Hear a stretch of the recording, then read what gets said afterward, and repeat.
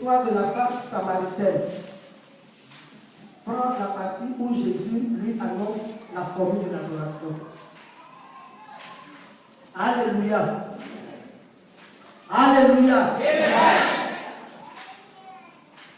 Le verset 23.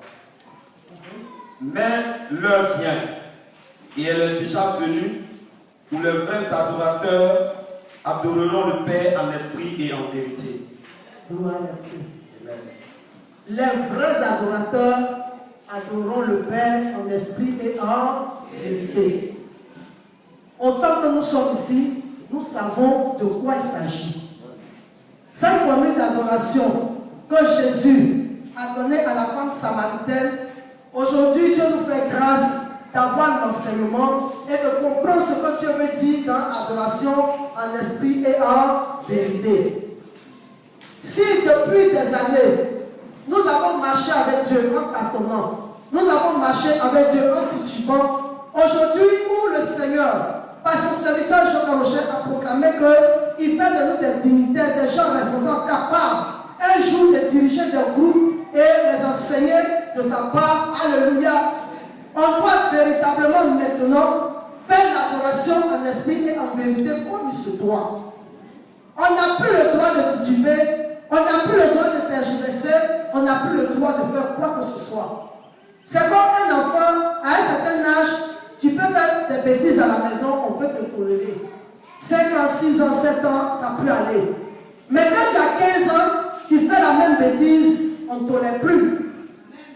Alléluia. Le fait que vous ayez évolué, que vous ayez reçu les enseignements, vous êtes des personnes adultes, des gens mûrs, qui comprennent le spirituel, qui savent où ils vont. Vous n'êtes plus des ignorants. Donc, ce n'est pas quelqu'un qui va venir te blaguer pour te tirer à droite ou à gauche. Quelqu'un qui va te blaguer à sortir des paroles qui vont détruire ton spirituel demain. Gloire à Dieu. Nous savons que dans l'adoration en esprit, l'on demande que le chrétien, l'enfant de Dieu, l'adorateur de Dieu, recherche le plan et la volonté de Dieu. Et nous savons que recherchant le plan et la volonté de Dieu, forcément tu vas tomber sur un grand homme de Dieu. Parce que quand Dieu parle de son plan et sa volonté, au bout du plan, il y a quelqu'un. Au bout du plan, il y a un grand homme de Dieu. Au bout du plan, tu n'as pas fait un petit serviteur. Alléluia. Tu as affaire à un homme de la tente de Moïse, d'Abraham et de Noé. Gloire à Dieu. C'est ce que Dieu veut. C'est ce qu'il demande. Mais ce matin, je veux vous faire savoir que cette histoire de grand missionnaire, quand on en parle, des gens attaquent, des gens critiquent, des gens rejettent. Mais ce n'est pas une affaire d'aujourd'hui. Ce n'est pas une affaire de notre siècle. Ce n'est pas une affaire de notre temps. Ce n'est pas une affaire de maintenant, 2016. Ce n'est pas une affaire de maintenant. C'est une affaire de depuis Dieu a créé le monde. Et quand Dieu a décidé de se révéler aux humains, Dieu a commencé à choisir des grands missionnaires. Alléluia. Et ces grands missionnaires, il y avait en deux groupes. Il y a les doyens et il y a les princes. Les hommes de Dieu, ces grands missionnaires, ce sont des gens qui vivent des épreuves.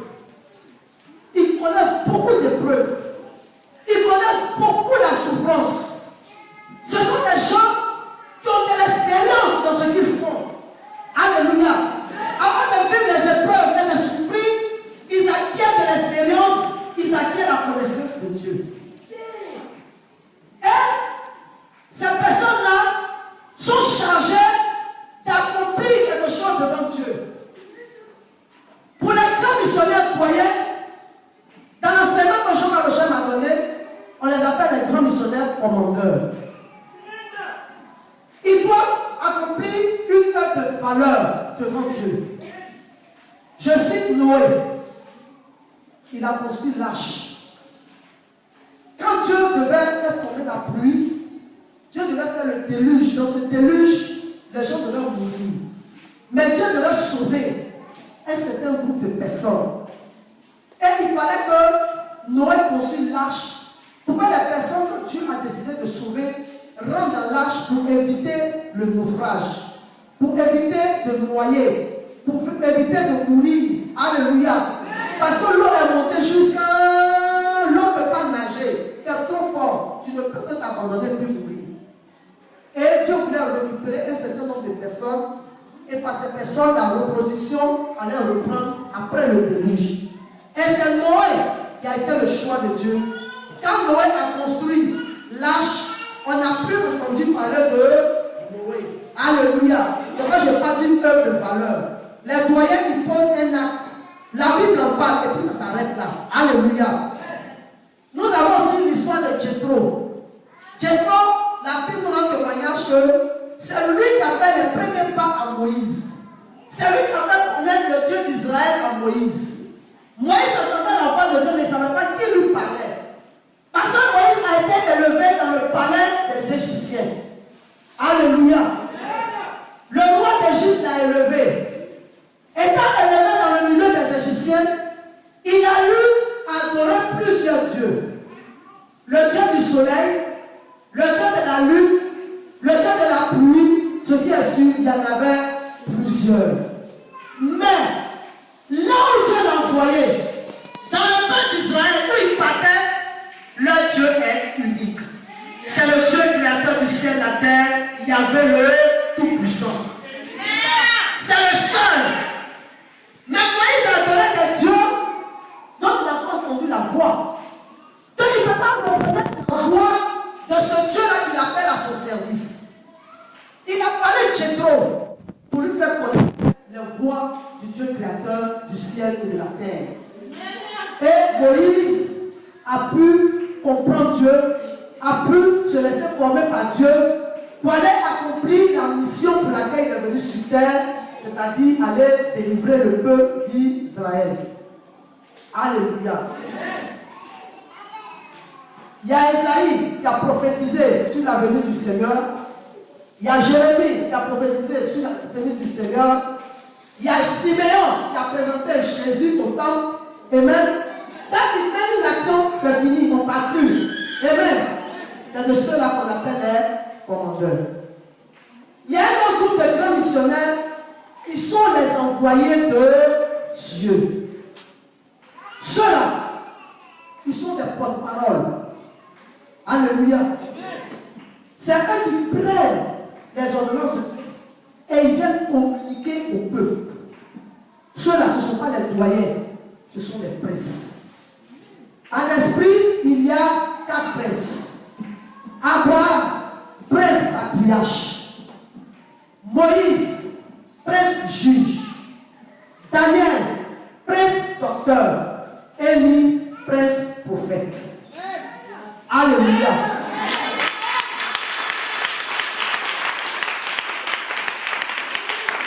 Ce sont des princes, mais chacun a sa spécialité. De manière dans la médecine, il y a médecin chirurgien, il y a gynécologue, il y a pédiatre, il y a généraliste. Alléluia. De la même manière, chez Dieu aussi, il y a des spécialités. Donc, Abraham est patriarche, Moïse est juge, Daniel est docteur et Élie est prince en esprit. Et les princes étant des porte-paroles, c'est eux qui marquent leur temps. Ils viennent sur terre avec quelque chose de nouveau de la part de Dieu. Gloire à Dieu. Est-ce que vous me suivez? Est-ce que vous me suivez? Abraham est venu avec la justification par la foi. C'est ça que Dieu l'a appelé le père de la foi. Moïse est venu avec les 10 commandements. Chacun fait quelque chose de nouveau. Ce que l'homme n'a jamais vu, ce que l'homme n'a jamais entendu, c'est ça chacun envoie. Alléluia. Donc Dieu les envoie et puis leur donne une ordonnance nouvelle. Allez-y, donnez au peuple. Abraham à son temps, il n'y avait pas encore de peuple. Mais lui, il a manifesté le don de foi devant Dieu pour avoir son fils